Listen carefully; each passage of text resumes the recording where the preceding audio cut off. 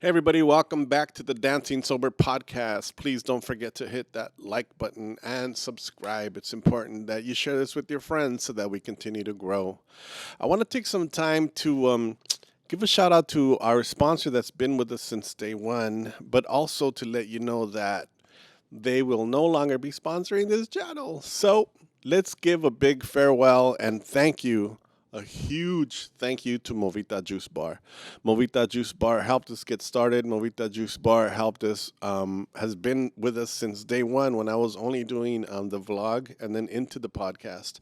So I have so much love for MOVITA Juice Bar. They are a juice bar that you can order from your food apps, or you can go to your website and find a location, movitajuicebar.com. Seriously, just really, really happy for everything that they did, but also really sad that they're no longer going to be with us. They are growing and moving in a different direction, and we are happy for them because MOVITA Juice Bar is about to go, go big. So shout out to them. We love them. We are sad that they are not any longer with us as a sponsor. Of course, they're not dead, but shout out and love and respect to MOVITAJuiceBar.com. I want to give a shout out to PICARESCA Cafe, our little coffee shop out here in Boyle Heights, down on Soto. They were right next to a fire the other day, but everybody is okay. Follow PICARESCA online so you could see who they're going to be having on their pop-ups. And yeah, check them out. They roast their own beans and they roast our little bags here that we sell. By the way, I'm going to be selling these coffee bags at if you're watching this on Friday, I'm going to be selling today at Caminarte over right here in front of Espacio 1839 First Street. Speaking of Espacio, shout out to Espacio for allowing us to have the podcast in this location. Go to espacio1839.com or find them on Instagram at espacio1839. They are a cultural store. They have books. They have T-shirts, some of the best T-shirts around. Espacio makes this shirt that I'm wearing this week, an oldie but goodie. They have a lot of new designs. They have a ton of designs. Please check them out. Go to their website. You can order online. And yeah, big shout out to Espacio 1839. Today's guest, I hope you're ready for. We just had over an hour and a half conversation. Just one of the most beautiful humans I know. Performance artist, musician, singer, illustrator, just all around badass. Give it up for Dorian Wood. Hey everybody, welcome back to the Dancing Sober podcast, and I am very excited and happy and honored to have our guest today, the beautiful, lovely Dorian Wood. Muchas gracias. Dorian, how are you? Hi, I'm good. How are you? I'm good.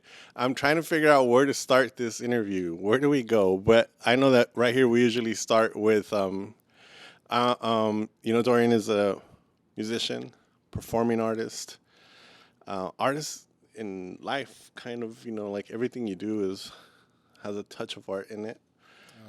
You haven't gone into the toilet with me. Yeah, well, we could talk about that later. And one of your performance art pieces, where some of that was. Oh, yeah. I got to be careful with you because you remember everything. Yeah. I don't really, but I remember some things. But let's. I know that you were born in Los Angeles and raised in Costa Rica. Yeah, I was born in Echo Park.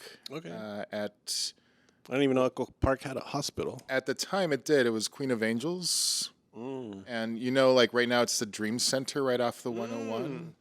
Yeah. So that used to be Queen of Angels Hospital. Okay. Back when pterodactyls ruled the earth. Yeah.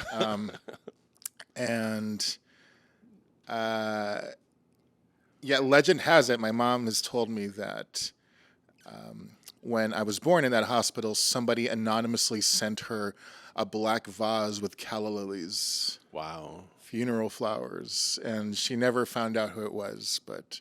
And that ghost still haunts that building. that ghost made it out of the building somehow and is right here in front of you. Wow. But yeah, so it's really really the one thing I think about every time I drive past that building. And That's really interesting. And she never found out who sent those or why or. no, I know that my dad had a couple of ex-wives who were not happy about the choice that he'd made. So, but yeah, so I was born there, and I lived in LA up until like I was like 12, and my parents split up, and then my mom moved my sisters and I to Costa Rica, and that's where I went to high school until I graduated at 17. Well, let's slow it down there. I mean, Yeah. wow. 12 years old, like you've been growing up in Echo Park, you know, you were probably already wearing like high socks and Yeah. and Dickies and Dickies shorts, I imagine. And If only I was that hip or aware of who I was supposed to be. So what was really interesting was that my family moved around a lot. So I was born in Echo Park, but then so my kind of like our home base was my grandparents' house that they had on Hill Street near the Coliseum. oh wow. So like Hill Street and Martin Luther King. So that was like our childhood home. But my parents moved around a lot. So we lived in Los Feliz, we lived in Somar, we lived in Glendale, and we just moved around. I have no idea why we moved so much in the time that we were here.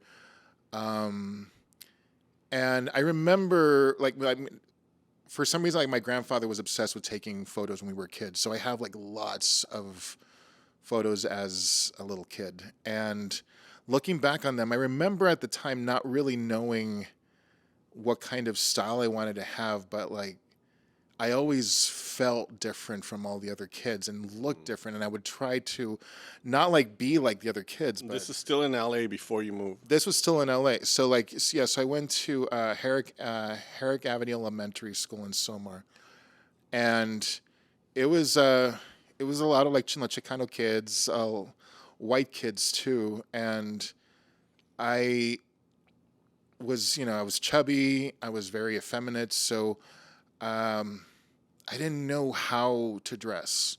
So I would show up I would like ask my mom to buy me like turquoise pants and like red polo shirts and always like tucked in, and dress shoes. I didn't like wearing tennis shoes because I thought they were too boyish, but I didn't know what other kind of shoes to wear. So I felt like, well, I'll just be fancy. And to me, that was fancy. But I look at photos of myself and like all these other kids are wearing it's just like the shorts and like the high socks and I'm just like, I look like, of course I was like bigger than everyone, and I look like just like this like alien life form, and I didn't really know why.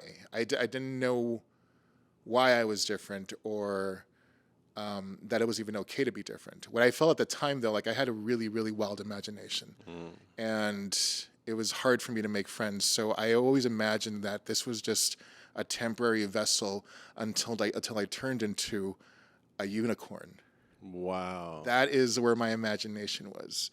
And then I started getting into like fifth grade, and I'm like, okay, I don't want to be a unicorn anymore. I want to be a pegacorn. So like a unicorn with wings. And then ultimately, by the time I was like in seventh grade, I'm like, no, I'm not really any of those things. I'm going to turn into a dragon. Wow. So it was like this whole thing. And it was like, imagination was like, it was so powerful because I believed these things so strongly. And, kids thought I was insane. But there were, I had very few friends here in LA when I was a kid. Very, very few friends. Because nobody knew, how to relate to that, and I didn't know how to relate to anyone else. So all I had was my imagination. This was since I was a kid, and it wasn't until I went to high school in Costa Rica when my mom moved us out there that I met other freaks, and I'm like, it's part of how we live in our own reality, I guess. How reality exists. Your reality exists how you see it, right? And I have reality that I see in my brain, but your reality is what was shaping all that. So nothing else mattered, right? Right. Well, If only, though. If I only, think huh? everything else That's mattered tough. so much, and it was to me a way to find safety away from all the things that mattered so much, and I didn't know how to be a part of. So I would lose myself in my own worlds, and I would just, I would imagine myself a dragon. I'd imagine myself like just being in a faraway world, like, all the kids playing in the playground. I was by myself. And, the teachers would call my parents all the time, like, Dorian keeps to himself a lot. And my mother from the very beginning told me it's okay to be a loner. And I am still here because she told me that. And yeah, so by the time I got to Costa Rica, I was like, okay, I can play piano. I was playing piano since I was 5. That was the other thing. Actually, since I was 4, I did my first concert at age 4 at USC. Wow. Yeah, and my abuelito, who was from Nicaragua, he Was he a famous pianist? he was very well known in Costa Rica.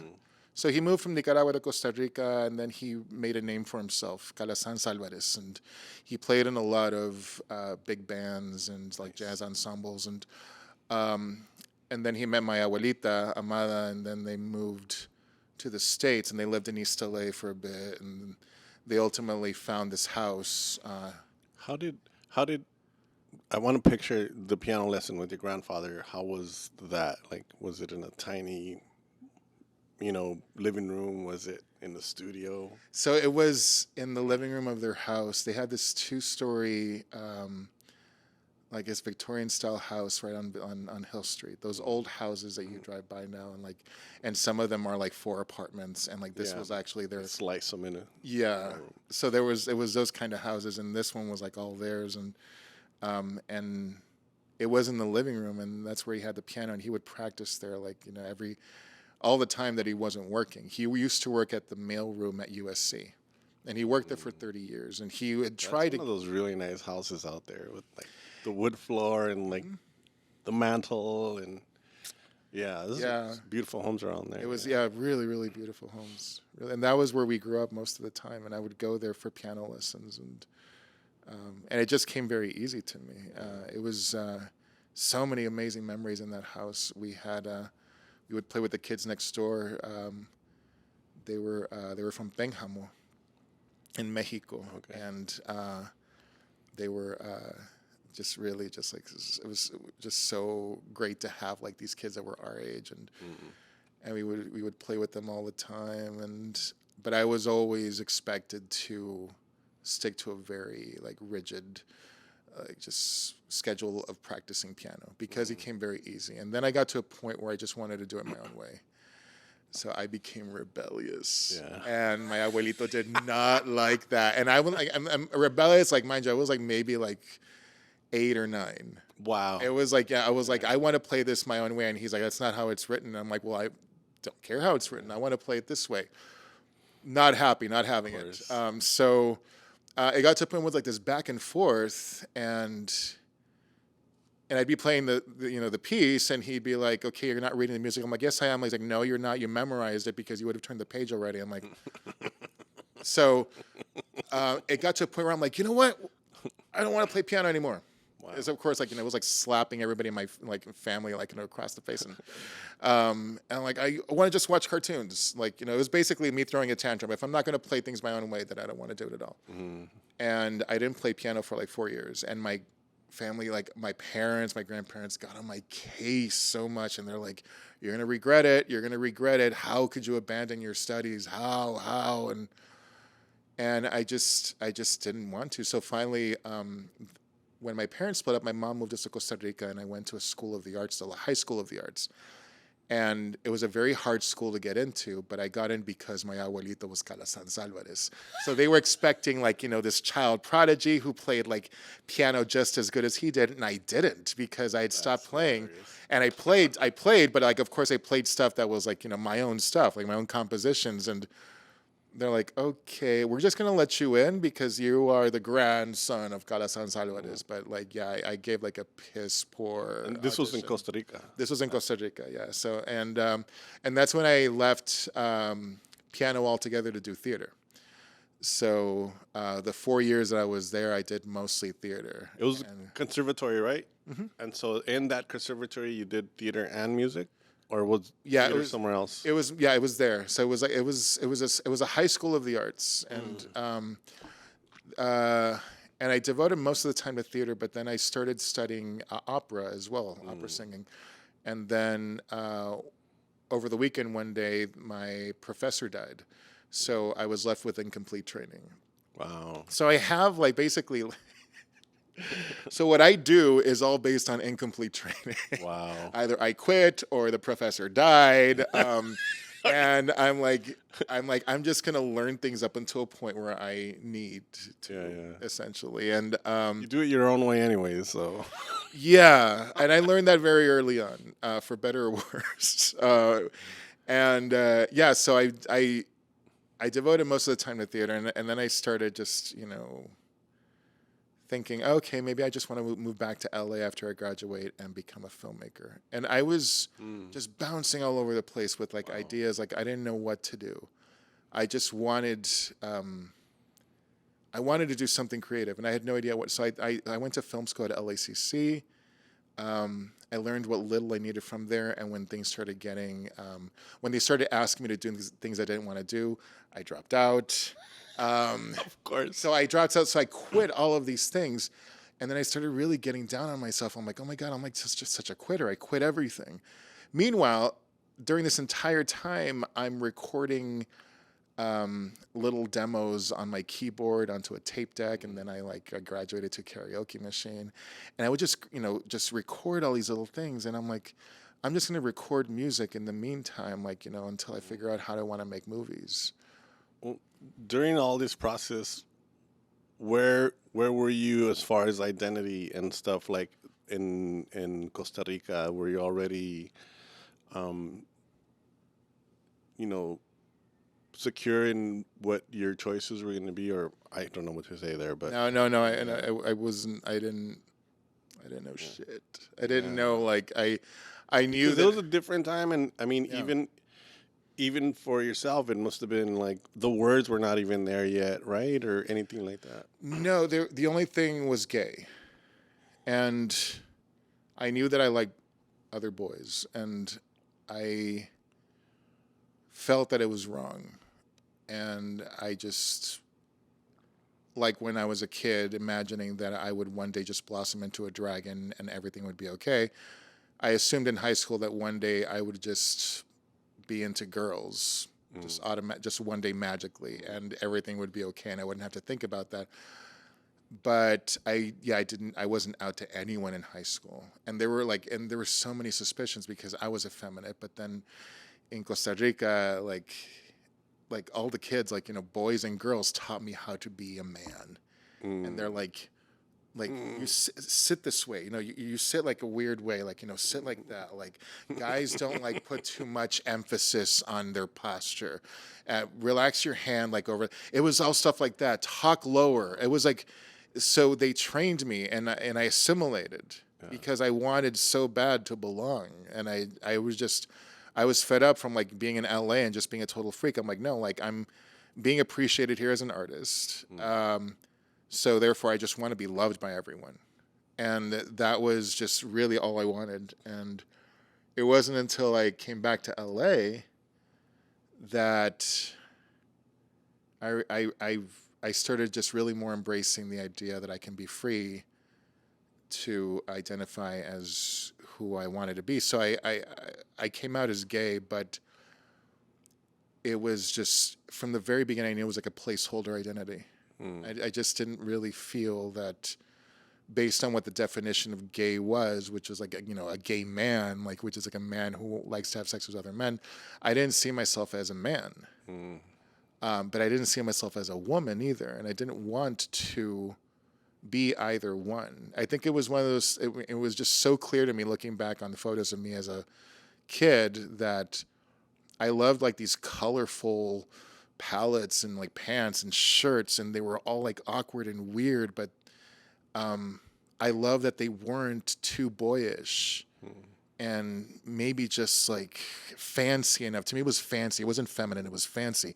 And I didn't really know what any of that meant. And so then when I came out as gay, I'm like, I still don't know what this means. And it's, because of my body type, it was easy to, at one point, fall into like, kind of like, big and, I can be macho if I want to.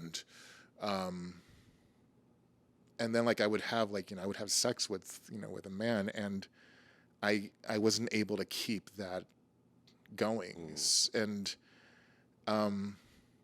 I'm like, okay, well, I'm just an effeminate guy, but it wasn't even the whole thing about guy and man. And anytime anyone would ever address me at that, I would always feel like this, like it was always something that inside that just felt like something like, and I started going to therapy. Didn't fit right. It just didn't fit right. And like in therapy, I'm like, I started realizing that I'm like, okay, well, it's because I don't identify as that. And I never have.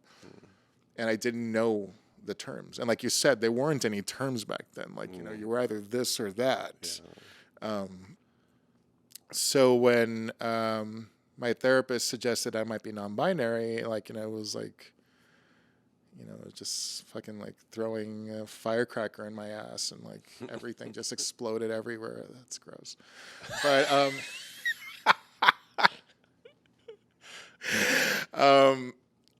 But yeah, so that's when I really started embracing the idea of fluidity, and being okay with not having all the answers. And I think that really actually relates to what I believe in spiritually, which is like, I don't have to have all the answers.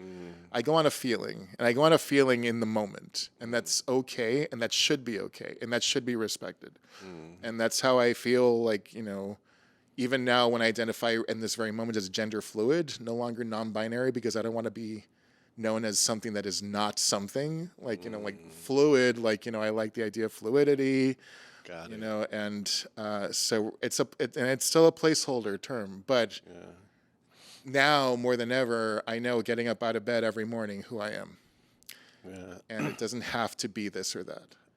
I'm like now thinking of like when I first met you, you were wearing like Dickies and a graphic shirt and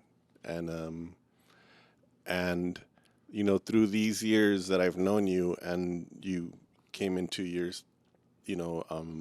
identity and change, and I wonder how like figuring out or putting a name to your identity has affected the art, not just the performance part where like what you wear, but the art itself, the music. Oh, I assume it has a lot. I think the one consistent thing as far as creating for me has just been to follow whatever muse is there in that very moment. And I don't question why, sometimes I want to draw like, I don't know, like a penis coming out of a boob. Yeah. I want to get into your art after, because your art is a whole different world in itself. But it all comes from the same place, though. It all comes from a place of just sitting with a moment with how you feel, and having that be the greatest strength. Okay, if you're listening, Google Dorian Wood drawings and get ready for some a lot of penises and a lot of poop and a lot of body parts in beautiful configurations, but also meant to be, or not meant to be, but they are just kind of gross sometimes. But also, I don't know if that's the right word, but I don't know. The detail is, I love gross. Yeah, the detail is meant to really give you like that fucking like that grimy grime. Yeah. It's impressive, and I don't know where the hell you come up with these details. But wow, it's sitting with uncertainty and embracing it and loving it, and that to me has been the driving force in my entire life, creative and otherwise. It is not having to define as this or that. I remember being told a long time ago that like if you do too much of this, you're not going to be taken seriously for doing this other thing that you want to do. That like, you know, if you want Get pigeonholed. yeah, exactly. Like, you know, and I've been told by people like, you know, yeah, I like it when you sing the songs of Chavela Vargas. But then these drawings that you do, it's almost as if like, you know, I'm supposed to like apologize for them or like explain like, you know, oh, but there's another part of me. I'm like, no, it's the same thing. And I got to a point in life where I'm like, I'm not going to create aliases for this or that. I'm like, no, it's all the same thing. It's not up to me to sort things for other people. You know, people will take whatever they want from another person as they do anyone else. All I can do is just really put out there what I feel. And I think everyone is that complex. Everyone has a complexity that they choose to admit to or not. I firmly believe that. I believe you are incredibly complex. I believe that everyone is. And this should be celebrated, not like compartmentalized and put in like neat little piles for people to take on and accept so you can be loved. And I'm like, no, like this, you know, my house, come into my house, but it's a lot to look at and it's a lot to try to make sense of it. And I just suggest that you don't make sense of it, that instead sit with the feeling.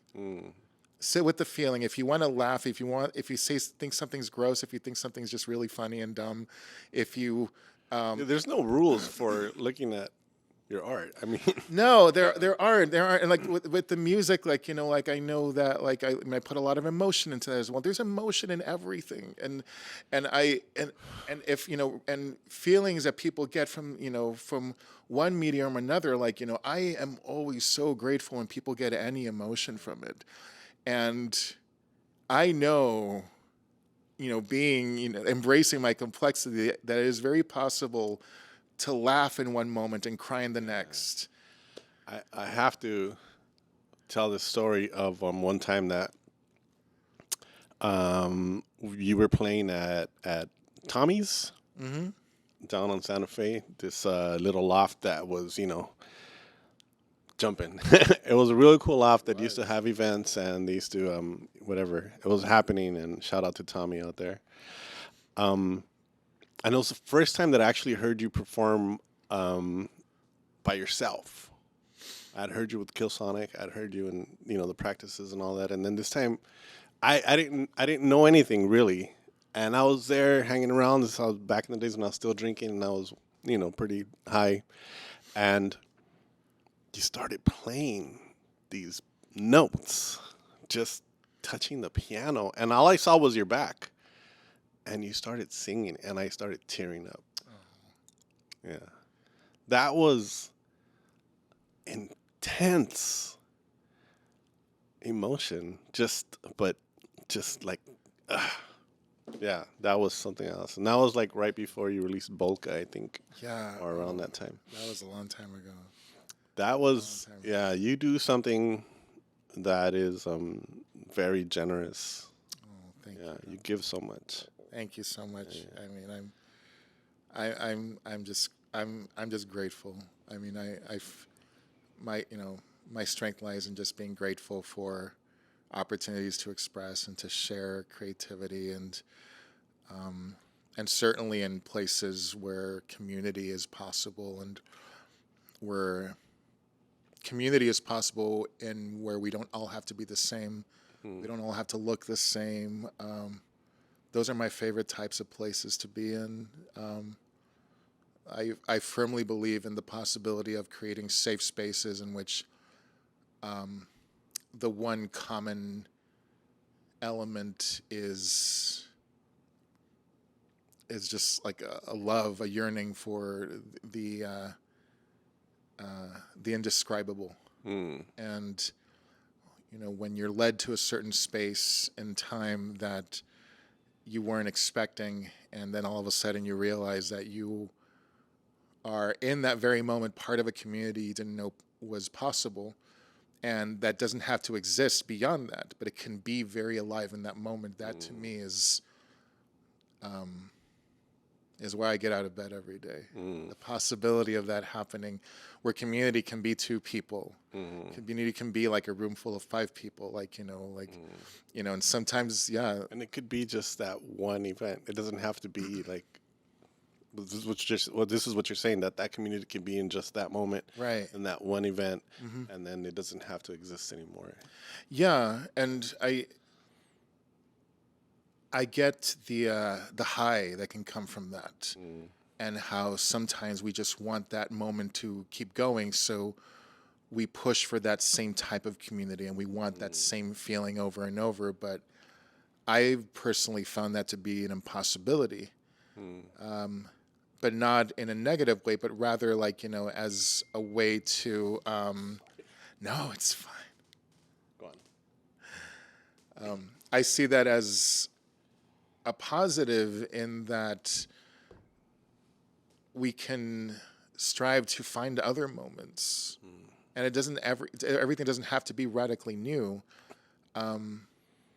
It's about finding comfort within yourself, to be like in the space where you are, and go with that feeling, and realize that those around you in that moment maybe are the same people you hung out with 5 years ago, maybe not.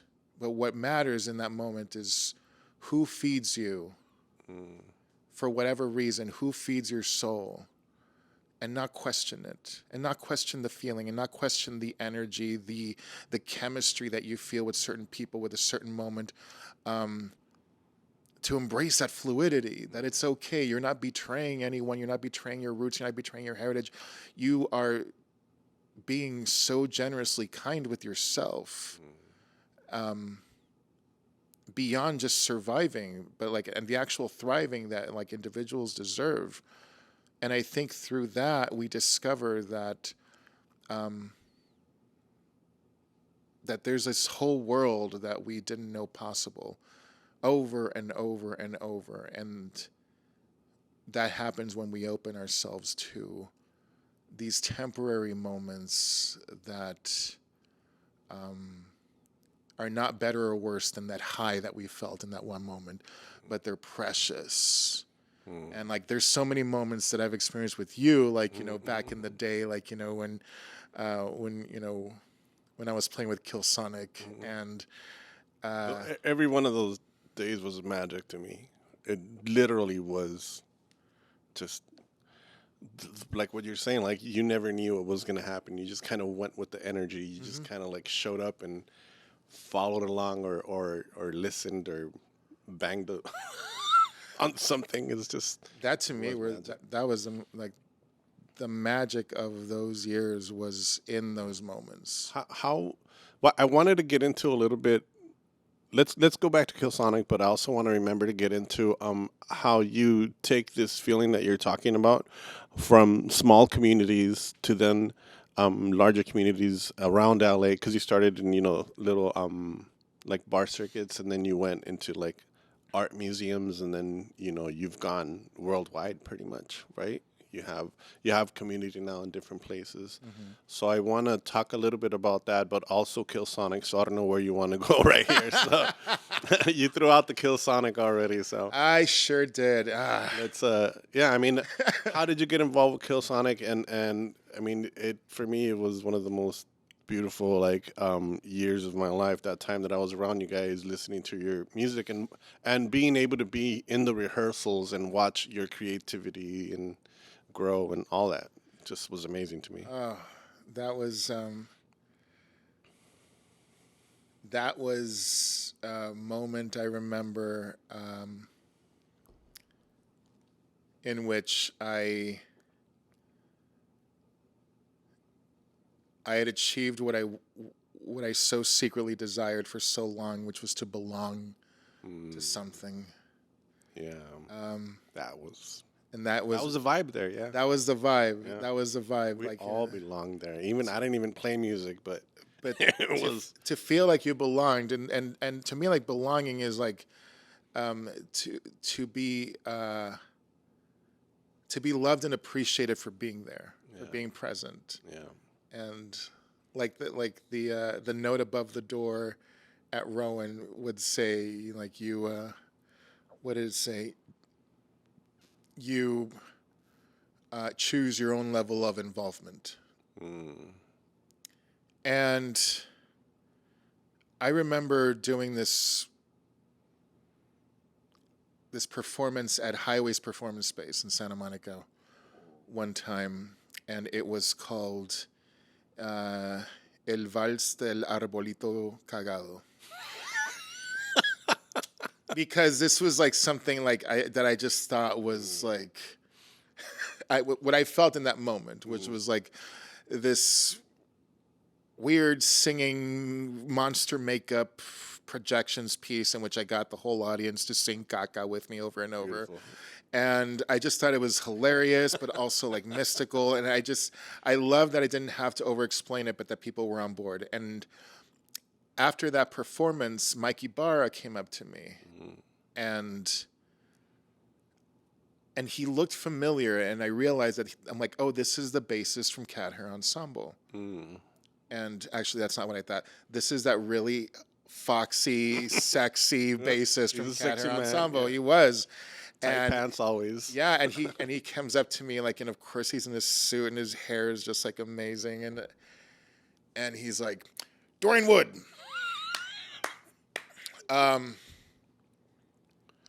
He's like, that was really great. Wow. And it just, and like, I was like, so like, I'm like, thank you. And like, he was there with Bianca too. Like, and it was just like, I'm like, these two like gorgeous people. And, they're both like an art piece. Yeah. They're just so beautiful. Like, just so beautiful. And I was, and he was telling me about like this project that he had started called, Killsonic Marching Band.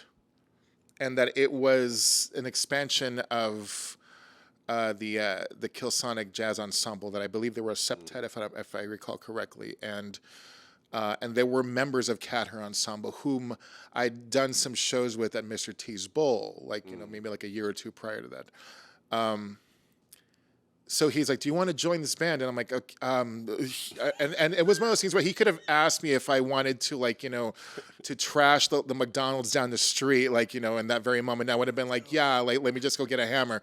I would have done anything, because it was just, he had this charisma, this, just this. Mike has oodles of presence. Oodles of presence. He does. Yeah. Oodles of presence. And I'm like, yes, but I don't know how to play any marching band instruments. And he's like, do you want to play accordion? I'm like, no, I don't know how to play accordion. He's like, learn. I'm like, I don't even own an accordion. So I ended up borrowing my friend's accordion. And I sort of taught myself to play accordion. And in 2 weeks' time, I was playing with the Killsonic Marching Band. Yeah. And I remember the first practice that we had. It was at Rowan at Mike's place, and there were like 30 of us crammed into this tiny living room,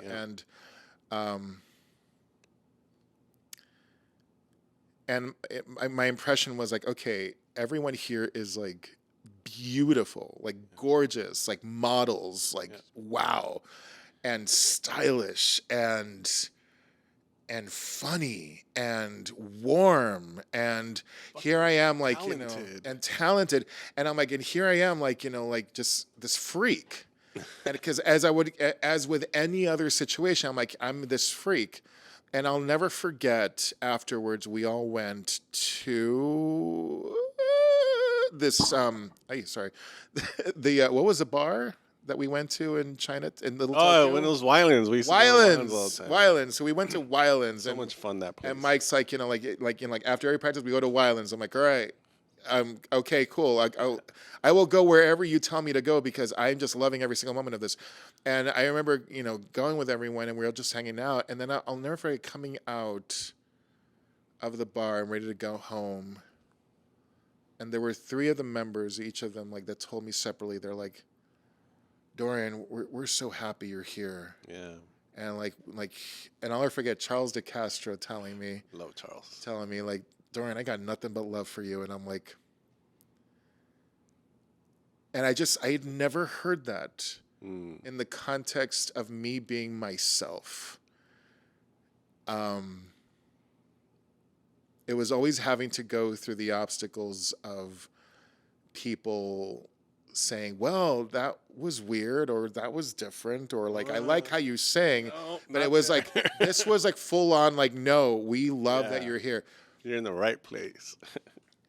It was extremely, extremely gratifying and empowering and nurturing. And that was for me 2 to 2.5 years with Killsonic. It felt, there were moments where I'm like, is it possible to be in love with 30 people at the same time? Madly in love. And it felt like just so profound and liberating. Yeah, and I mean, there's like, people from that ensemble who are still family, are just like, Yeah. I mean, seriously, like, like I see you every time and, out and about or on social media, and it's like, you are, for me, like one of those really wonderful presences from that time. Just another weirdo. Just another weirdo. Yeah, another weirdo with heart, though. Like, to me, it's all heart. Heart.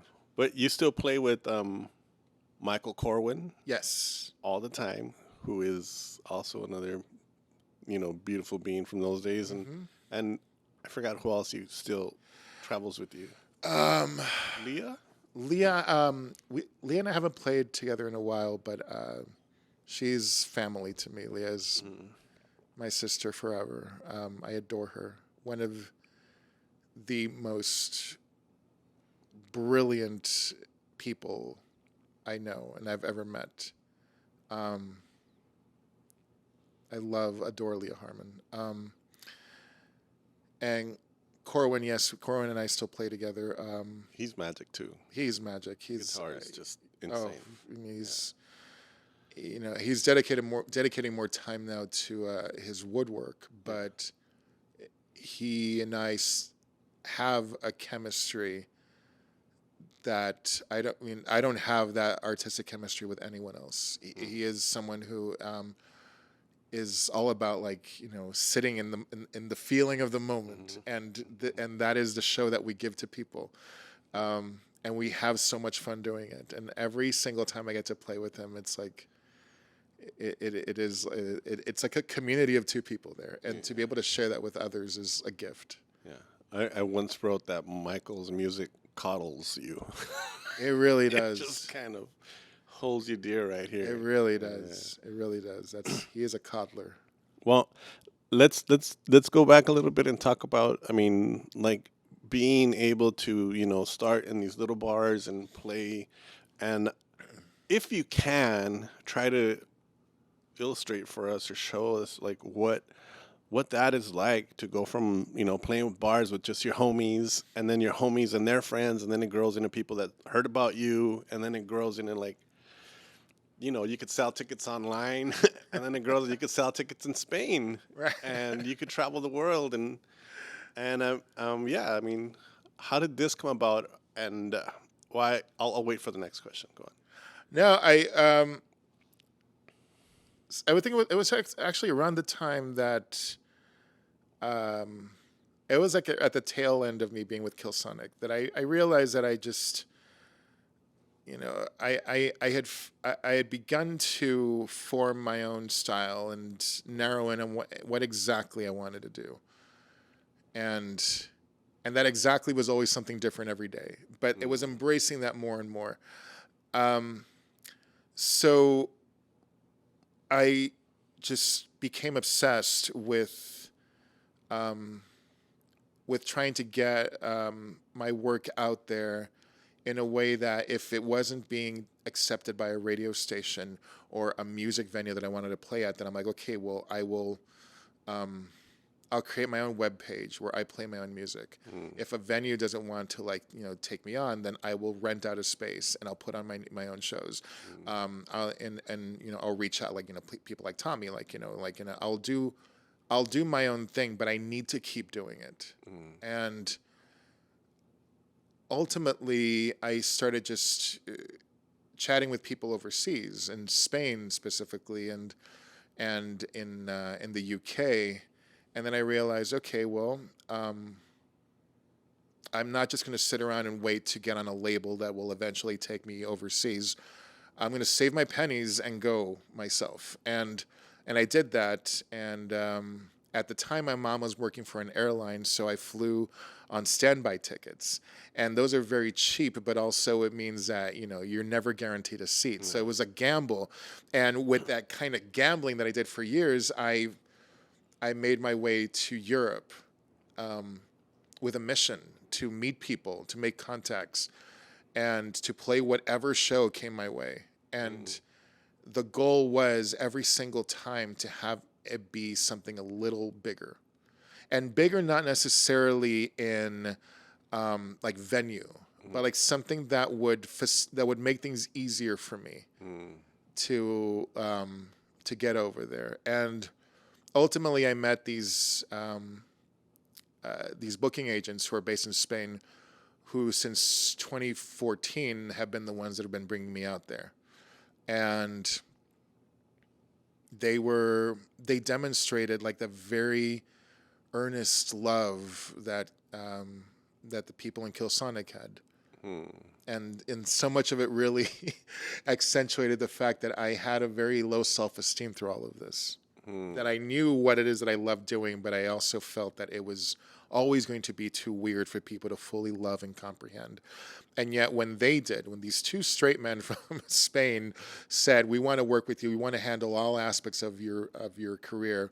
And that was how we began. Like they became my managers, they became my publicists, and they booked this 30 gig tour for me at the beginning of 2014. Through Spain, Germany, Brussels, France. And I was like, okay, so who am I opening for? They're like, no, you're the headliner. I'm like, wow. Wait, what? But like, I'm nobody out here. Nobody knows who I am. And they're like, trust us. Yeah. We know what we're doing. And that's amazing. It was like playing 30 And then you also have to carry more of the night. You have to, yeah. It's on your shoulders, right? But I realized that how much of a difference was there though in like the shows I was putting together here in LA, and then all of a sudden going out there and giving people a show. Yeah. And I'm like, I'm just giving people a show. Yeah. And the commonality, and I feel like even now with what I do, is it becomes less of like just, taking to the stage and addressing an audience. It's collaborating with whoever's present to create a moment that lives and breathes in that moment and that we take with us at the end of the night. And that is what I do it for. That is, to me, what is so special about creating, about performing, is that it's something to be shared, and it's something that, like, I share with others, but it's nothing if they don't share something of themselves with me. Yeah. And this is what I feel makes, like, my shows, like, something that I look forward to and grateful when people turn out, because it's trusting that something very special is going to happen, and that it's not going to be anything like what happened the night before or what's going to happen the next night. And it doesn't have to. In the moment. Right. It doesn't. Yeah. So that is a consistent thing. Yeah. I think you definitely always include the audience somehow, or you talk to the audience, and you make the audience feel present and part of the show. And you just carry us with you. Let's I want to switch gears a little bit, because I want to be able to squeeze in your drawings a little more. You've been doing these drawings for a really long time. You used to sell prints with your albums too, and then you started to do like a daily drawing that you post on Instagram, and those are not only entertaining but brilliant. Thank you. Literally brilliant. I mean, they're just amazing pieces of art. And how did this start, or what is it that pushes that every day? Is it one of those things where like you just have to be creative every day, and that's like It's gonna. Oh shit! It's midnight. I haven't done anything creative. Let me draw something. Not that it only takes you 5 minutes to do one of those drawings. I don't know how long it takes. Some of them do. Oh no, I've been drawing. That is actually even before I started singing, I was drawing. So I've been drawing since I was like maybe 3. And my mom is an incredible visual artist. And as a kid, I would always ask her to draw me a horse, draw me a shark, draw me an alligator, and she would draw it for me, and then I would try to copy it. And I just, I would, my dad had an insurance and travel agency in Hollywood, and I would hang out in the office all day long and grab stationery, grab whatever scrap of paper, and just draw and draw and draw and draw and draw. And the approach is still the same. Just draw, and there's no intent like, oh, I need to create every day. Oh, this is for a specific purpose. It's the one aspect of my career that I have struggled with the most to put out there, and until I one day realized, okay, well, what would happen if I just put it up on Facebook and Instagram and not explain what this is, and I would always and I started doing these at night, and the reason I started doing them at night is because I have nightmares almost every night. And this was a way that I felt would alleviate the nightmares. If I exercise my imagination before I go to sleep, this will help. And it maybe helped for a few months, but then it made them worse. No, I'm just kidding. I don't know. It's kind of the same. But now I do it at the end of each day, and it relaxes me so much. And there's I can't really speak too much about the intention of it, only that whatever reaction people are having is the right one.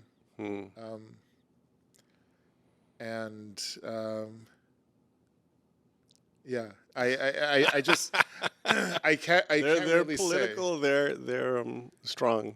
Yeah, I mean, yeah. If you're out there listening, please check it out. Yeah, what an interesting life, young man. No me digas, young man. I'm sorry, young woman. Young woman. I can live with young women. Oh, speaking of that, I still just said it without even thinking, and how do you deal with this? Like, I can't even imagine really how it is to deal with, the world, and the world not being as aware of pronouns and as aware of gender politics or gender identity. And I mean, I still slip up all the time, just like I just did right now. And what can you tell me about that? Has it changed throughout the years? How do you feel about people using the wrong pronouns and stuff like that? Well, I pose to you a question that is very much an answer to this. And that, how do you deal with a world that wants you to be a very specific type of man? Oh, yeah. I feel you. Based on what you look like, based on your race, based on the gravity of your voice, based on where you're from. Like, how do you deal with that kind of onboarding of expectation from people when you know deep down inside that who you are is vastly more complex than the expectation of what other people have? Beautiful. And that to me is is something that makes it easier, because the pronouns aspect is, I mean, these are all like labels are to me are like our placeholders, because the universe, like the planet, is going in a direction of the unknown, and as matters of identity and gender, start becoming more commonplace in conversation. To me, what really is the thing to look out for is cherishing individuality, and how it's possible to foment and nurture communities that are filled with individuals, rather than people who are from born in a specific place. And the whole term, for example, of skin folk aren't always kinfolk. And I feel that we have, I'm sure, respective stories in which that's the case, where we might enter a space in which people can all be from the same city we were born and be the same skin tone that we are, and yet why do we feel out of place? Why don't we feel like we belong? Why don't we feel nurtured constantly? And I think the important thing is to know who you are, and value that, and not depend on people to validate that for you. I used to get really angry. I was sort of joking about the whole thing, with you guys, young man, but I used to set people on fire, figuratively, when they would get my pronouns wrong, and sometimes it's a mood. Sometimes I'm I'm annoyed. Other times I'm whatever, I'm just gonna let it slide. I'm not in the mood. And other times I'm I know who I am. It doesn't change that. What I do know, though, is that there is another opportunity to connect with people that is in that realm of identity and pronouns, and that it's not about only the pronouns. It's about who we are as individuals, and doing away with any societal expectation that keeps us down, that keeps us in a box.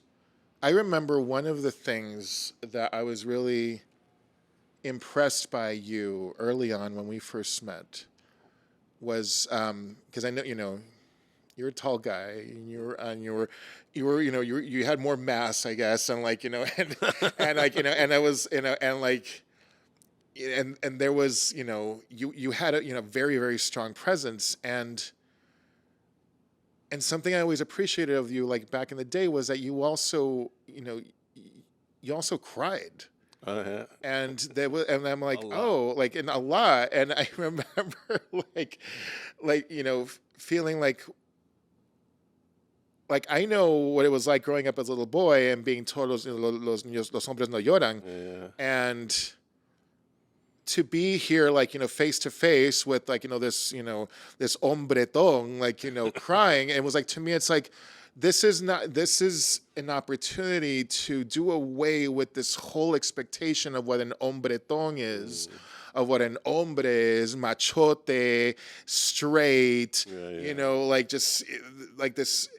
this impossible image that so many times we're expected to accept as the standard, and that everyone in this world is compared to that. Yeah. It's el rey de la casa, el líder de la comunidad, siempre un hombre, is always a man. And everyone else is compared to that one image of a man. A powerful woman, for example. A powerful woman is one that has traits that are similar to a strong man, type of thing. And it's all an illusion. It's all a construct. And all it does is it breaks people. And it creates this otherness where I can say no me digas man, and then you ask me about my pronouns and what that's like, but then what happens is in the othering of that kind of questioning, like, we forget that we have something very much in common, which is that we're both individuals. We both know what it's like to grow up in a society that wants us to be this or that based solely on what we look like.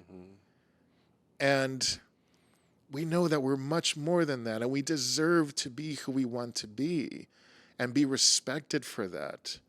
So I feel for men. I feel for like men who identify as hetero, as straight, because I know that expectation is so strong, and it's a privilege. It's a privilege to be a straight man in this world, but it's a prison. It's a prison of privilege, because it means that you have to almost find an excuse to be emotional. You have to find a different way to frame it, to find a closeness with other men, for example. It can't be weird. It can't be this or that. It doesn't have to be sexual. And yet, men that I'm close with, it's not in a sexual way, they can be like queer men, and somehow that's queer. Why is that queer when there's no sex happening? But let's say, for example, two straight men giving each other a hug and crying in each other's arms, and we've heard the horrible names that two men like that can get called. And those are names that come from pain, that come from resentment, that come from a place of prison. Those are names that come from people who don't feel liberated, who feel like you don't get to do that. You don't get to show emotion. Who are you to show emotion? Who are you to be who you want to be when everyone is watching? How dare you be you and I have to live this lie? And that is the reality. So there is no othering. So I can be don't call me man, but you have every right to tell me, well, I also want to be addressed a certain way. Yeah. Because I identify as this or that, or just, or anything. And that to me is the beauty of community, in that it's never boring. That is such a deep observation, dude. Ma'am. I love dude. Dude, I love the term dude. I use dude all the time. That is such a deep observation, for real though. Oh, but yeah, you want to talk about the term dude? I love it. I mean, and there's some people who don't. Yeah. And and I've called someone dude before, and they're like, I don't like being called it. I'm like, I'm sorry. And that's it. And that's it. We all fuck up. And fucking up is fine. And these things just come out naturally. It comes out. It's fine. It's all in it's all in how you come back. Yeah. And it's all in the intention. And if you're coming from a place of love and wanting to respect someone, that is that speaks volumes. That is better than getting the pronouns correct every single time. Yeah. Because it's the intention is there. My mom started calling me ella. Cute. And me mi hija. Nice. And she says, I Dorian Site. And I'm I'm like, and I know it's not easy for her. Yeah. And it's not easy for her, but and she'll, she doesn't always get it right. Yeah. But how can I ever question the love? Yeah. How can I not focus on the love that it's coming from? How can that not be the one thing that we focus on? Yeah. And even when people want to question who we are and be like, well, that's just not a thing for me, and be like, I see your pain. You're telling me I'm in pain. I'm in pain because I don't feel like I get to be who I want to be. Wow. Because that's too scary. Because I'm afraid of blank. When, the way I see it, people who are, who see themselves as queer, today, by the way, on National Coming Out Day, people that's today. People who see who are fully realized as queer, and queer being this broad spectrum, are really demonstrating to the world, the possibility of living the life that you want to live, and how beautiful that is. What a different world would this be if we embraced that and we didn't punish people for dressing differently one day and then another way the next day. But we're like, no, that's you.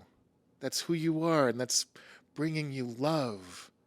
That's feeding your spirit. How can that ever be punished? Two men like holding each other, crying. Like,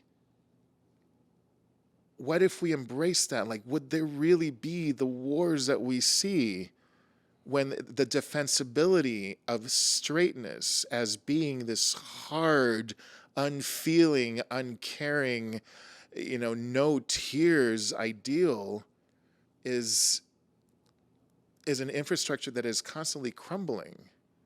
It's constantly crumbling. And like we've seen men at their worst when they can't keep that up. And it's heartbreaking, and it's violent, and it's self-destructive, and it destroys everything around them. Wow. Why do we let this happen? Why do we let this happen? And it's, again, it's, wow.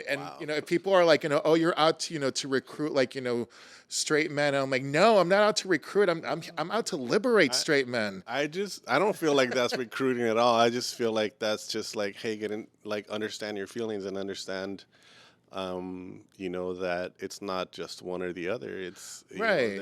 There is fluidity in everybody. There is fluidity in everybody, and then it's like of course, like people are, well, I'm straight though. Like you be who you want to be. I'll be with whoever I want to be, and I'm like, that's the thing. Queerness is not about only who you sleep with. Yeah. Because there, in the queer spectrum, there are people who don't even have sex, and to me, I am of a very strong belief that every single person in this world falls in the queer spectrum. And it's devastating to even imagine that as being the universal ideal, because that would mean that we do away with the straight expectation, with the straight model, that in the eyes of straightness, we have to be this or that. I mean, straight men are the ones that gave us these labels of gender fluid, non-binary, transgender, queer, gay. I'm like, we're just trying to survive. And, and in our survival, we live our best lives. And we're not always out there having sex, and sex is part of it, but we're not always doing that. We're holding safe spaces for each other. If you hold a safe space for anyone, like, guess what? That's queer. That is not a straight trait. That is queer. If you ever hold a safe space, if you tell someone like, like, I'm holding a safe space for you, like, I'm holding you want to talk to me about your problems, I want you to feel safe in this very moment. That's queer. Wow. That is not straight. So when, if you want to say that your sexual, like, inclinations are, like hetero, that like you identify as a man who like, who enjoys sex with women, why can't that be queer? And that's to me, it's like, and and I've talked to men who are like, but that's straight. I'm like, no, it's straight as a term, first of all, is like assuming that everyone else is crooked. And it's like, I'm not that flexible. I've tried, and not in my old age, but like, but that's the thing. Like, we don't know what it's like to live in a world in which we can widely allow men to express their feelings, explore their desires, and not feel like they lose a privilege. There's terms that like, that exist, like, that straight men have created for themselves, like experimenting, curious. And it's like, well, guess what? We've all been there. We've all experimented. We've all been curious. And yet, what if we're just meant to feel what we feel and indulge in what we do, and we still get to be who we are and be respected for it. We don't live in that world. So I feel for straight men who feel like, but I'm straight.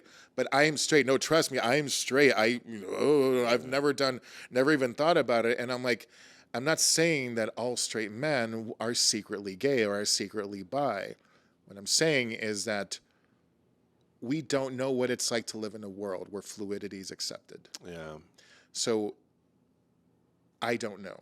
I know that there was a moment in my life when I said I will never have sex with a man. That's gross. And I am crooked. I feel like you just gave me like I don't know what I want to call it, like a boot camp. in like gender politics or identity politics, and not just that, but also in male understanding. I don't even know how to put all that, but man, I'm probably gonna listen to this like 5 times over and over to understand a little more. But I'm literally sitting here just being blown away by your ability to navigate that and see that and understand it and then tell it to me so that I get it in ways that I haven't thought of it, but that make complete sense to me. Well, let me pose one more question to you to just really even just kind of throw you more like off your track and just be like, well, I don't, what is life? Let's say, for example, like, I'm assuming based on our conversations that you identify as a straight man. So you are attracted to women. Yes. Let's say, for example, you're with a woman that like turns you on so many levels, is your match, or just even someone that you're just like enjoying dating in that moment, but you're just really enjoying the time with this woman. And then one day she's like, you know what? I've decided I'm non-binary. What would you do? I'm cool with that. I mean, to put it in simple terms, like I would probably ask questions about when did that happen, or how did that happen, or how does she know, or where do we go from here? Would you still be attracted to her? I physically, yes. Physically, yes. Yes, definitely, and mentally, because I'm very much attracted mentally a lot to women. Okay. Like, yeah. So but all of a sudden they are non-binary. Yeah. I think that's not going to make anything different to me unless she tells me she doesn't want to be in the relationship anymore. No, but then they're like identify as they them, Yeah. and I'm gonna look the same. The Yeah. only thing is I don't identify as a woman anymore. I identify as non-binary. Yeah. Does that make you straight? Oh, that's a good question. Does that make me straight? Because straight Because now I'm is a man with a woman who is into a woman. Yeah. Man and woman. Okay. So in that moment, you're a man who is in a relationship with a non-binary person. Yeah. And of course, your desires see woman. Yeah. Yeah. So then the conversation begins where like you want to respect this person you're with. Yeah. And honor their identity and everything. And it becomes a conversation because there's a newness to it. Like, there's something to acknowledge. It's new. But then you realize that physical attraction is physical attraction is physical attraction, and desire is whatever it is based on what it is that just, we all have our tastes, like, and so then you realize, okay, well, this person I'm with is like non-binary. Like, I can make a choice and just dump them because they're not a woman anymore and I only date women. And it's like, but you're going to deny your feelings for them? No, I don't think so. So in that moment, what happens to straightness? Yeah. That's a good question. I mean, that's up for interpretation, I guess. Well, the interpretation is that like straightness is a man into a woman into a man. That is straightness. There is no flexibility around that. Yeah. That is straightness. That is like the dictionary definition. That is the societal expectation. Man and woman. Every church will tell you that. Every single religion will tell you man and woman. But what happens if somebody changes identity? Then it's like, the fire pits of hell open. Like so there's that. Some of those texts. Yeah, exactly. Exactly, but you still get to be now. What if you lived in a world where you still get to be attracted to whoever you want to be attracted to, regardless of how they identify? And it doesn't mean all of a sudden they're like, oh, does that mean that I have to be like into like people with dicks? And I'm like, well, if you don't like people with dicks, then like that's your thing. If you do, all of a sudden you're like, oh, well, that's something I didn't know before, because it wasn't okay before to be into that unless I navigated around it, unless I found a secret way of experimenting or like finding out on my own if I like this or not. And like that to me is like the whole thing, that whole secretness, that whole like just kind of sneaking around, that is straightness. That is straightness. We embody the possibility of not having to sneak around. of just, the actual reality of having your cake and eating it too. So that is like, I always feel like that is like a stumper, and that like, what if the person you're with doesn't identify as a woman anymore, but they still present in your mind as a woman, but they're not a woman. They're just not a woman anymore. So then what happens? So I feel that in the realm of that, we are all part of the conversation. And it makes it like more interesting, and it makes it more engaging, because we're not, we can see that like, oh, so then we all deserve the same rights. We all deserve the same respect. We all deserve to walk down the street and not be berated for how we're dressing, because we're all really essentially of a fluidity. Yeah. And that is okay. And that is not only okay, it's reality. Wow. That's just, I don't even have words for this right now. It's definitely eye-opening and world-altering, like you said. Yeah, it's kind of world-altering. I do want to just mention how nowadays a lot of young people are coming up with this knowledge, like they're studying this. So you have like really young people already knowing or seeing the world differently than I grew up seeing it. And at my age, I still try to, I still try to keep up. I still try to be as, as woke as I can, or not to use that word because I kind of hate it, but I still try to be aware of what's going on and how people see the world. Right. But still, I have a niece who, like, she studied a lot of this, and so she's constantly like, don't say that, or don't do this, or don't do that, to all of our family, and I have a couple of friends that are my age that are that have children that are 13, 15 that are identifying as gender fluid, and they're having the issue of like having to deal with not calling them, with certain words or whatever. And so basically, I guess what I'm saying is that we're all moving into a new direction. Whether we want to. Yeah, whether we want to or not. And the youth are coming through with, strength, and coming through with understanding and compassion, a lot of compassion. So let's take a moment to acknowledge our roles in that. Tell me about it. Yeah. I mean, I think you and I, I believe we are the same age. I'm 51 this month. Oh, I'm 40. I'm 27. No, I'm 47. So we're very close to being the same age. But I feel like we're a very similar generation, where I think we are somewhere in the middle. Yeah. Of an older generation, but also a generation that is still very present. Yeah, like growing up, it was like da da da da da da, and then like kind of in our adulthood, it was like more open, like learning about openness and understanding, Right. and yeah. Yeah, I think, and we're very much in that. I mean, we're very much alive, and we're living our lives, and we are learning from young people. Yeah. And so I feel like we're present in that respect. And because we're like in this, like right, like near the middle of this curve, I think we have a very interesting and vital perspective on what these kids are teaching us now, and also a role in that we have,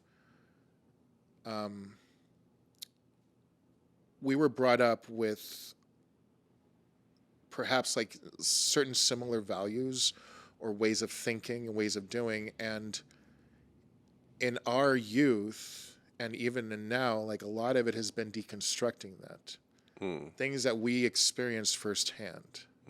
We're deconstructing a lot of this. In this conversation, we're deconstructing things that pertain to our youth, to our upbringing, to our heritage, to identity.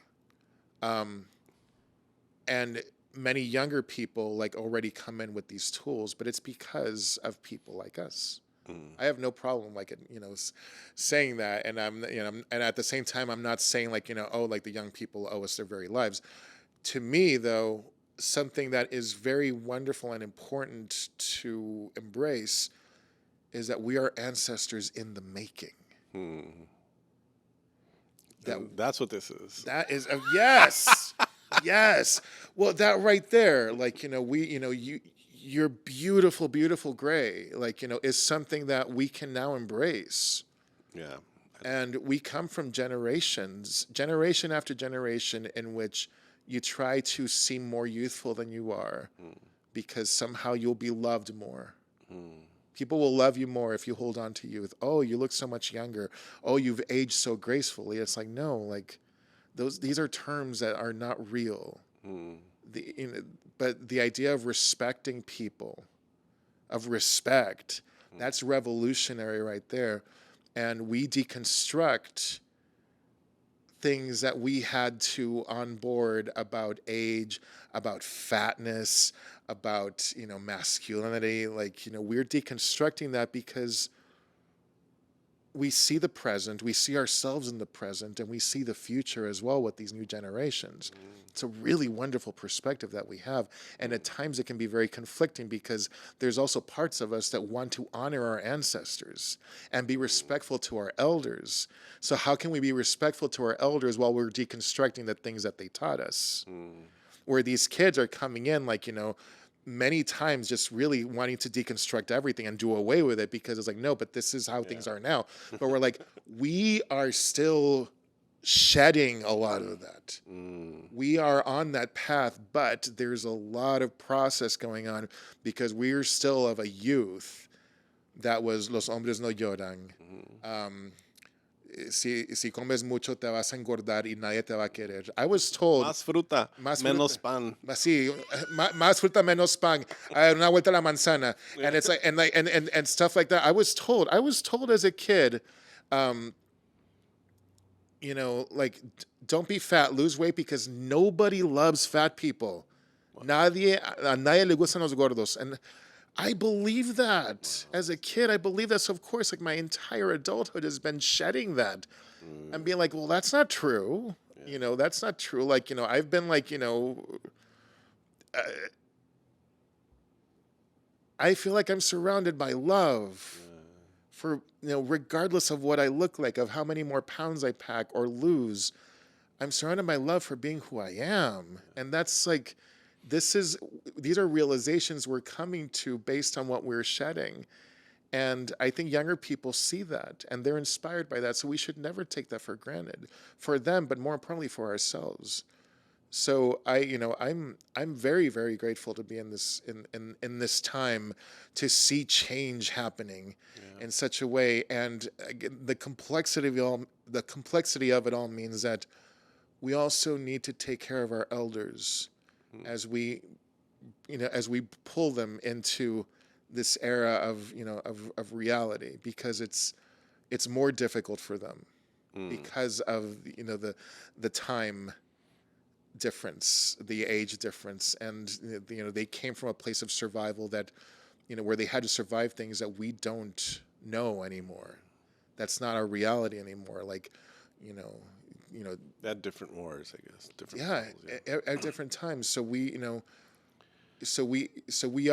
have that task, and I'm grateful for it. Yeah. Well, I want to get to one more thing before we finish. So I do want to move from that subject, and just it's probably going to be hard to come back to this, but I just feel that we're running off to the end, and I haven't mentioned Chavela Vargas and your music and how that has helped you or been a huge part of your career recently. And I mean, do you want to shift gears or not? We could. Of course. Well, I mean, I feel like it really aligns with all of this. True, right? Yeah. It really does. So I learned... That's definitely, yeah. I didn't even think about that. It really does. Man, I should have tied that in. I mean, you are a mastermind at tying things in, though. You are amazing. You're amazing. I learned to love and embrace and be intoxicated by the legacy and presence of Chavela Vargas through Kill Sonic. So in the magic time of Kilsonic, the greats that we looked up to were Mingus, Fugazi, and Chavela. I knew the other two. I didn't know Chavela was a part of that too. Yeah, Okay, go on. Chavela definitely was a big part of it. El Harukuroi, sang a version of Macorina. Okay, yeah. That's so beautiful. And I had heard of Chavela Vargas. My family would mention her briefly because she was from Costa Rica, but never really like talking about her, and nobody really listened to her music when I was growing up in my house. But to hear and appreciate the music of Chavela through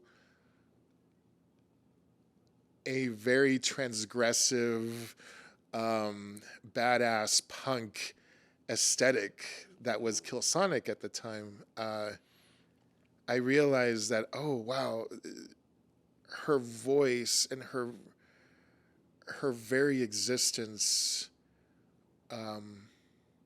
were magic, and beyond whatever genre she was placed in, of like rancheras, she was her own universe of self.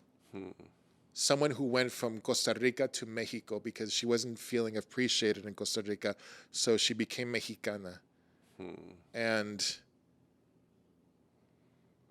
created this larger than life career for herself, being who she was at a time when there was no such thing as as lesbians or as queer people, and she lived her life as she wanted to, as a queer person, as a migrant, and she went where there was love, and that resonated with people, with the millions of people who loved her in life and still do. And the more I really delved into her music, the more I found this very familiar connection that had to do with identity and what does it mean to be from a specific country, and the loyalty to that country and the loyalty to where you're from, to your race, to your gender, to your identity. What is it like? How much weight do those loyalties have when you just have this fire that's burning inside of you? And then I realized that we had the commonalities of both of us being from Costa Rica, leaving Costa Rica to go find ourselves. We were both queer. We were both born on the same day. What? April 17th. No way.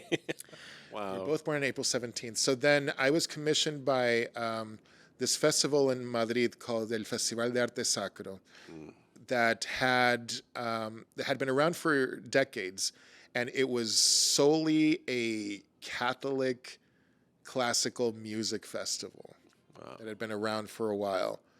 And all of a sudden, this new curator, Pepe Mompian, came in, and he wanted to just shake things up.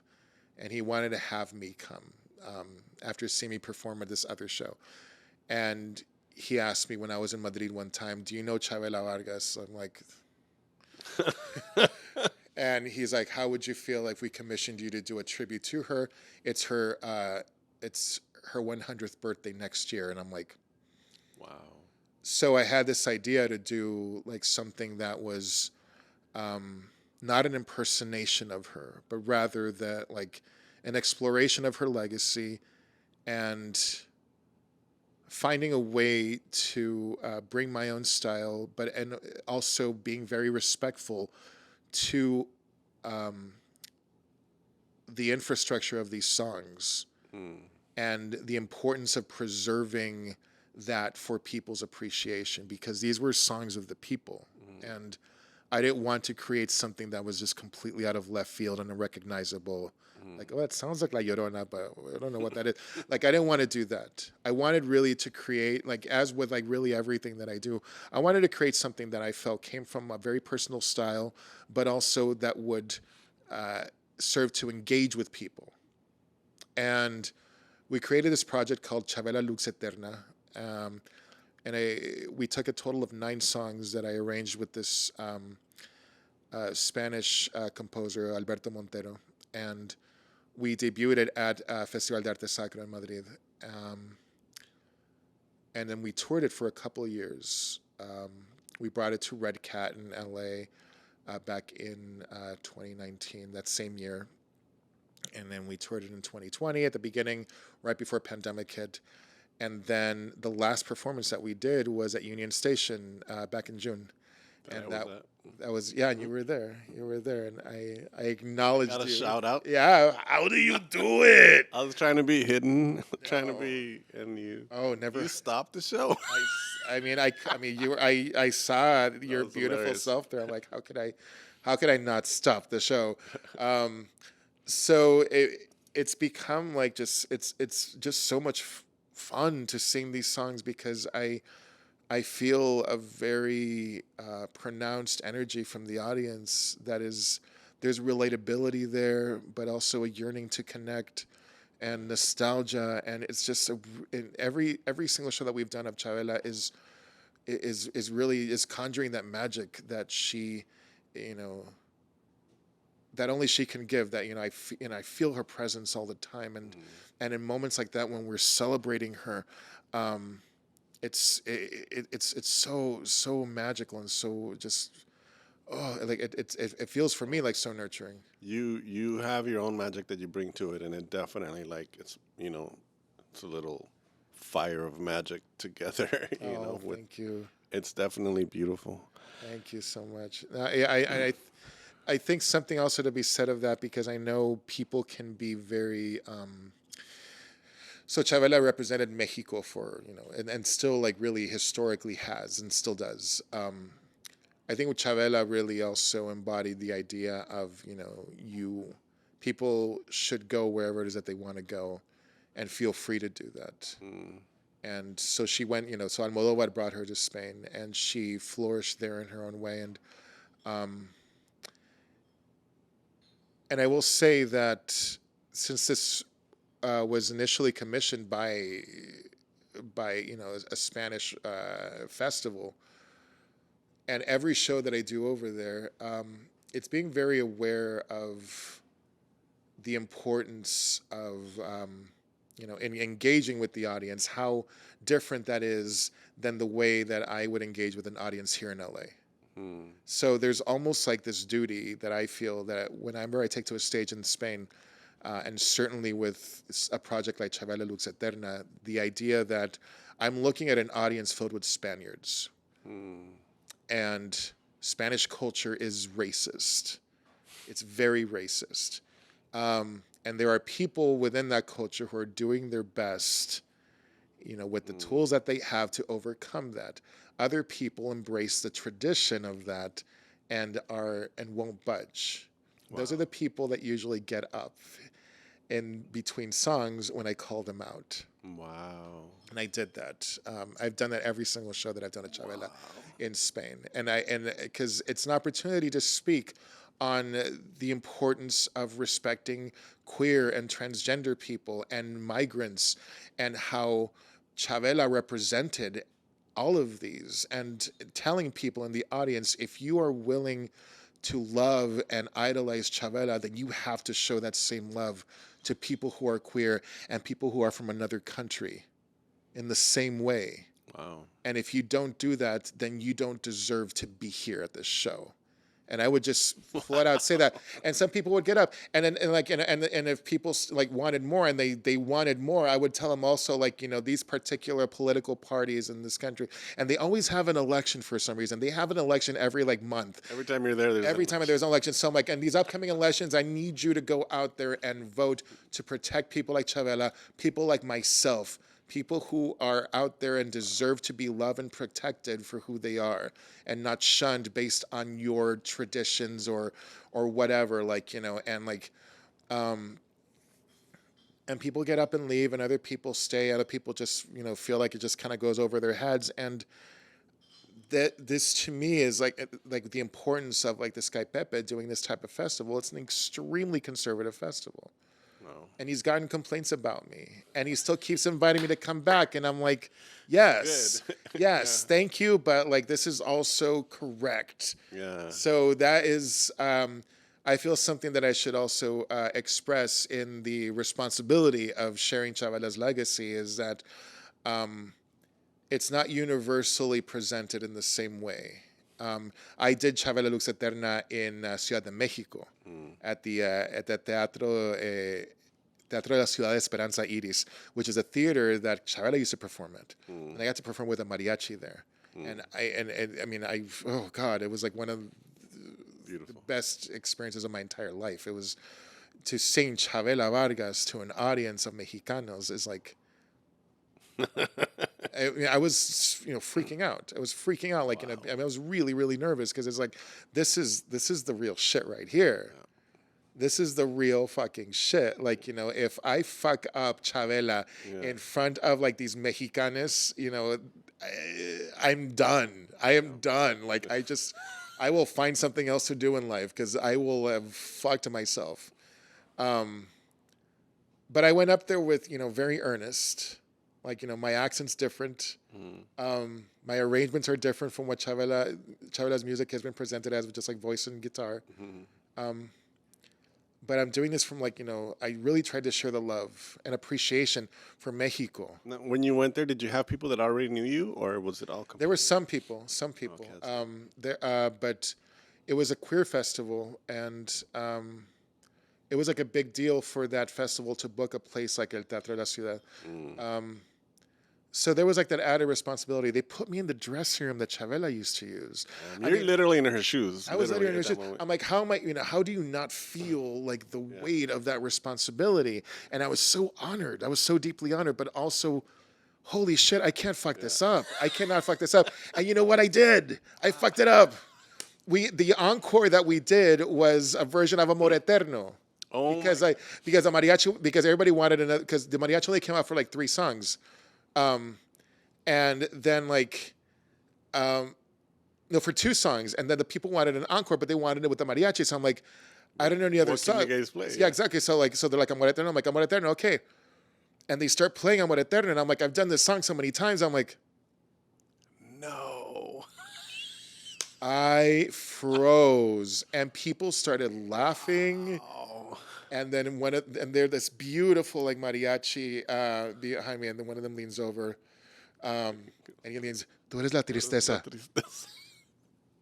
Tú eres la tristeza. No, it wasn't even that. I started singing the wrong verse. Oh no! I started saying, "Yo he sufrido tanto," and I did that. I'm like, and people started laughing, but they started applauding. Yeah. And then and the guy leaned over like, "Tú eres la tristeza," and I'm like, Tú eres la tristeza. And so I fell into it, and I realized in that moment that it was okay to fuck up because I owned how nervous I was.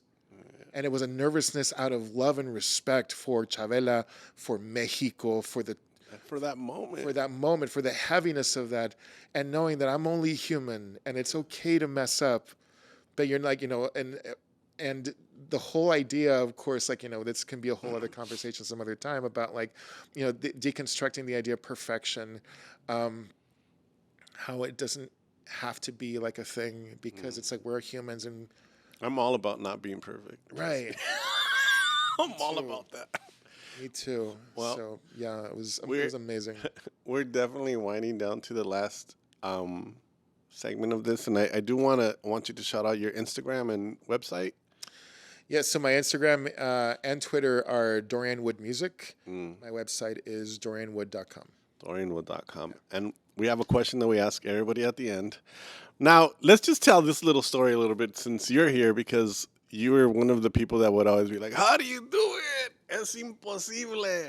Back in the days of Kill Sonic, when I was wasted, and every time you guys finish a song, and those songs would take me somewhere, and I'd really be impressed, and I would say, how do you do it? And then you started saying, es imposible, as your response. Yeah, and then I think that's what led to, me asking this question at the end of every episode, because in the end, I do marvel at what all of you artists do, It's like sometimes I feel like I'm lucky to be a part of these circles of artists and musicians and painters and everybody, just extremely talented and extremely giving people. And anyways, that's why that question comes out. So, Dorian Wood, how would you answer if a being from another planet, or just, I mean, a being that we couldn't even define, came down and asked Dorian Wood, how do you do it? Wait, but you can only answer within one sentence. I forgot to say that. You have to answer in only one sentence. Dorian Wood, how do you do it? I wipe from front to back. Yes. Yes. You see what I mean? Like, you never cease to amaze me. Thank you so much. I'm really, really happy that you came, and you. we've been trying to get you in since June, and you're here now, and I appreciate your time, and I look forward to seeing you again on me stage too. somewhere. Likewise. Muchas gracias, and we'll see you guys next week.